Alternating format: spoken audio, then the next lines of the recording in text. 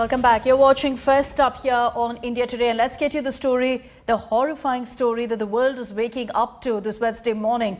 In a Texas elementary school, there's been a shooting, a mass shooting that's been reported. An 18-year-old, that's right, a teenager actually opened fire inside this elementary school in Texas, killing 21 people.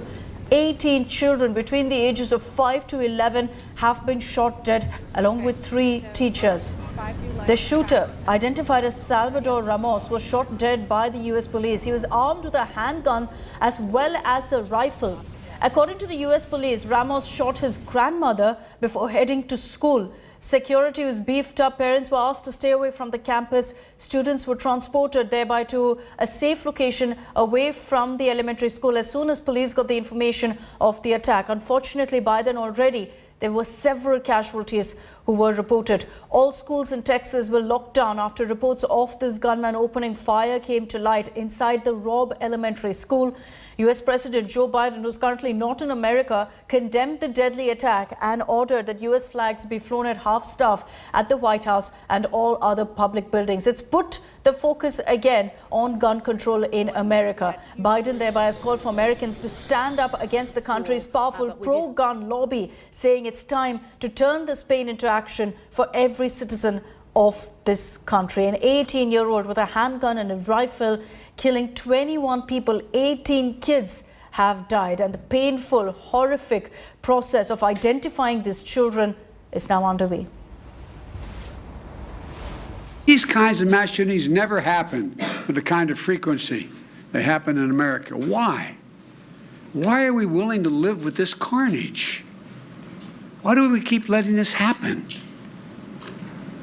Where in God's name is our backbone to have the courage to deal with it and stand up to the lobbies? It's time to turn this pain into action for every parent, for every citizen in this country. We have to make it clear to every elected official in this country, it's time to act. It's time for those who obstruct or delay or block the common sense gun laws. We need to let you know that we will not forget. We can do so much more. We have to do more.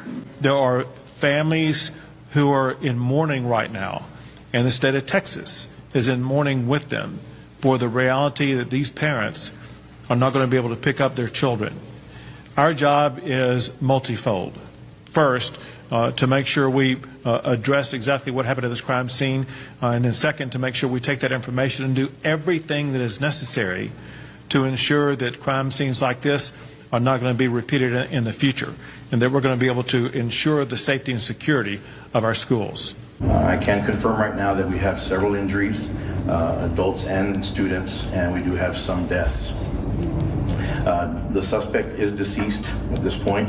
DPS is assisting with the investigation, and at this point the investigation is leading to tell us that the suspect did act alone during this heinous crime. Families are being notified, and we are providing services to them as the district should. There have been more mass shootings than days in the year. Our kids are living in fear every single time they set foot in a classroom because they think they're going to be next. What are we doing? This only happens in this country and nowhere else. Nowhere else do little kids go to school thinking that they might be shot that day. But I'm here on this floor to beg, to literally get down on my hands and knees and beg my colleagues. Find a path forward here. So already you can see that a number of reactions coming in questioning whether there are enough gun control laws in the United States. It's obviously going to trigger a debate, but let's focus on exactly what happened and the information we have about the shooter. Shiv Arora is joining us on this broadcast. Shiv, heartbreaking news to even imagine that these little kids went to school thinking it's just another day. An 18-year-old barged in and then went on this kind of a carnage, on this kind of a rampage. Incredibly scary stuff. I mean, it's not even imaginable. It's not even conceivable what those young children must have gone through, Akshita.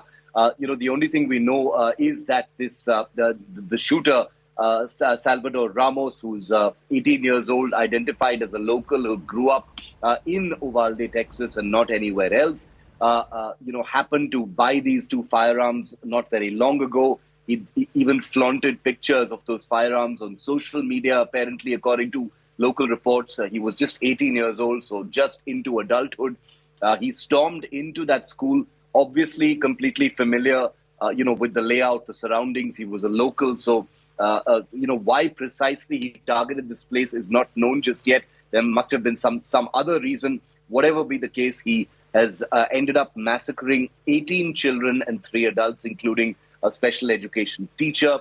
As you rightly pointed out, the children were all aged between 5 and 11. This was an elementary school called Robb Elementary School in Uvalde, Texas. This is a state that already has a crowning problem, a towering problem as far as gun law is concerned. Very, very easy access to firearms is, of course, the big defining feature in school shootings that take place in Texas. And obviously, Salvador Ramos also had unbridled access to firearms of his kind. He had 2 assault weapons, practically military-style weapons in civilians' hands is the big problem here as far as the United States is concerned.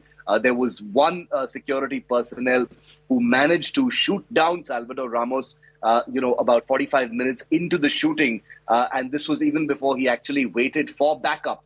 Backup arrived quite a while later, but he managed to subdue and then shoot down Salvador Ramos.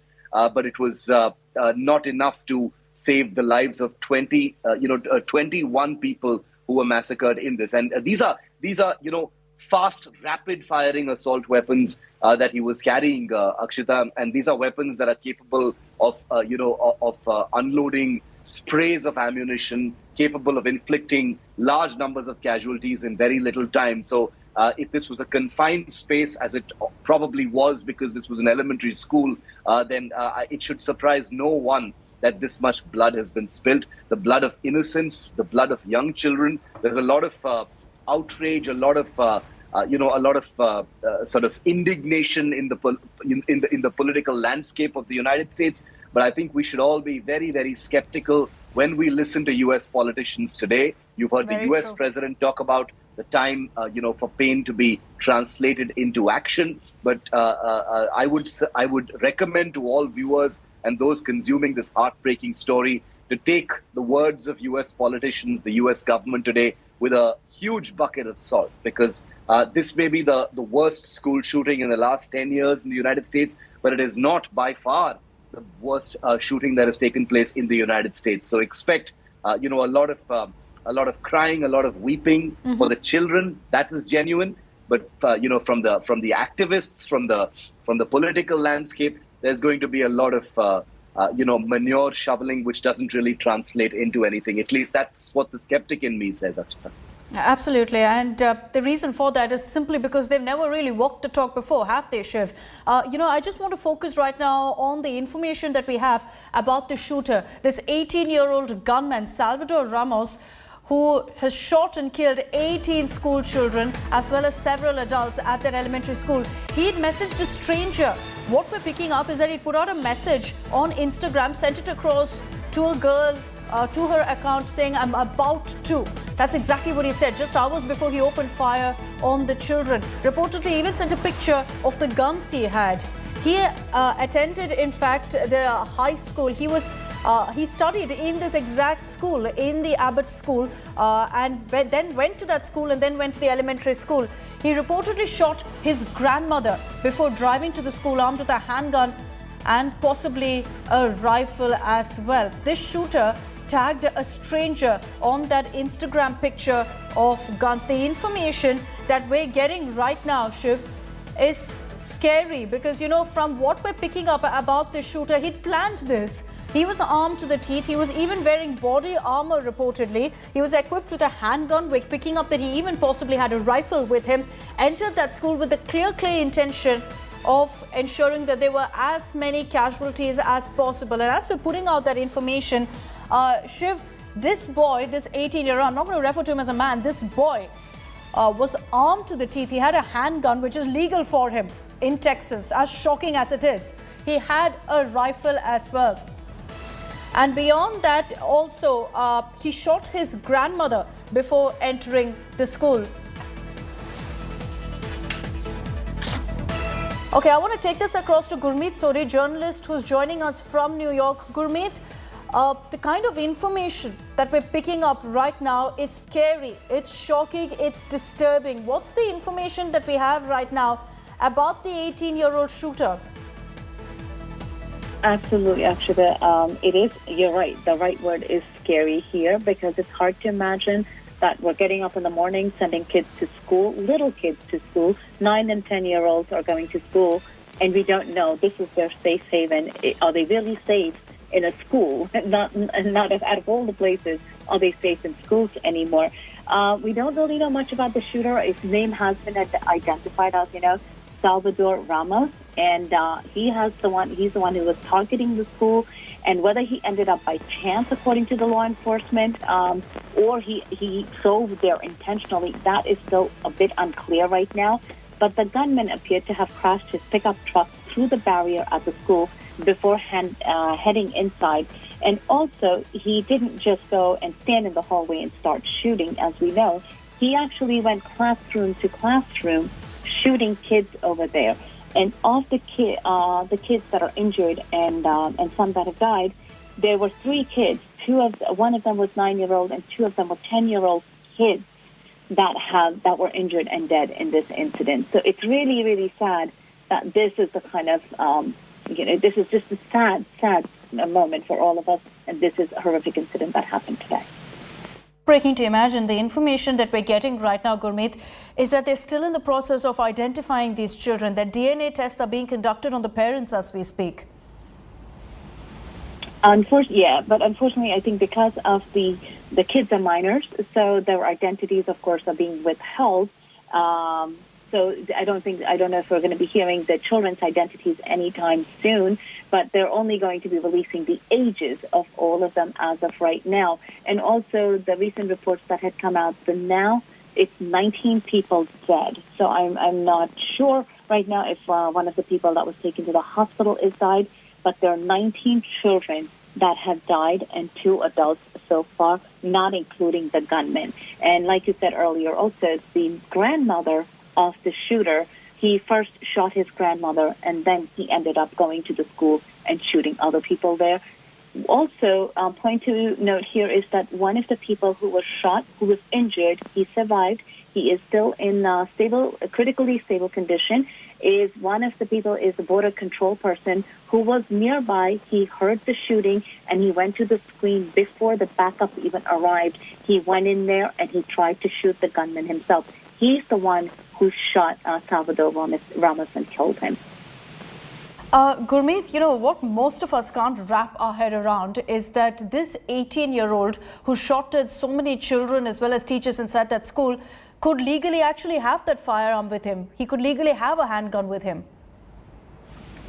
That is actually the most scariest part, right? What the gun laws in America are. And it's not just that he's an 18-year-old kid. He just turned 18. This was his birthday gift to himself.